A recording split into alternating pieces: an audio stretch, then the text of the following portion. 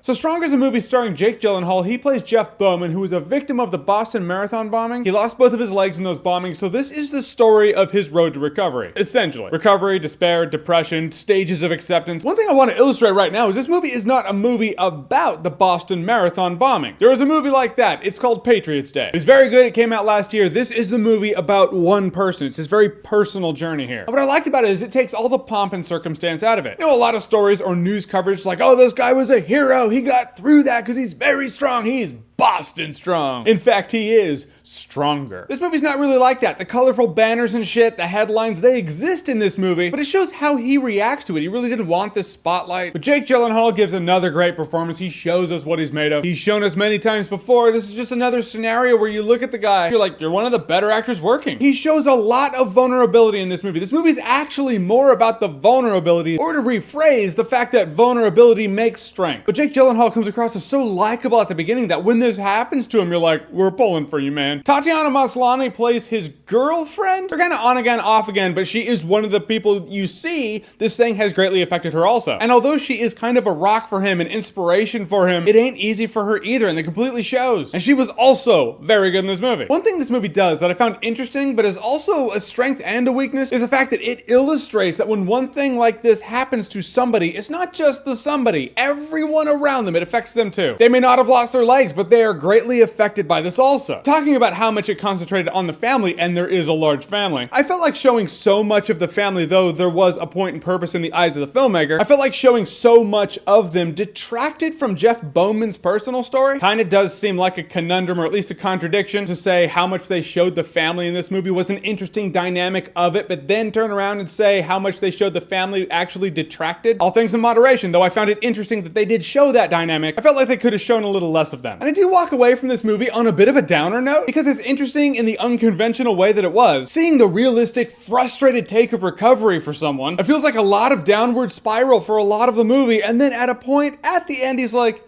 yeah, I got hope. And then the movie ends. I feel like I could have gone for a montage of some sort of him in recovery. Show him crawling out of the despair that they took so much time setting up. If you give me this much frustration and anger, give me at least that much optimism. But it does end on the optimistic note, so you do take that with you. Guys, in the end, Stronger was very interesting. It's sad, it's tragic, it's crushing, it's thoughtful, it's heartfelt, and above all, it's very realistic. I walk away from this movie glad I watched it. I will say Stronger is worth watching, no alcohol required. All right, guys, so Stronger, have you seen it? What did you think about it? Or what's your favorite movie of someone overcoming an obstacle? Whatever it is, whatever you think, comment below, let me know. And as always, if you like what you've seen here and you want to see more, click right here to see more.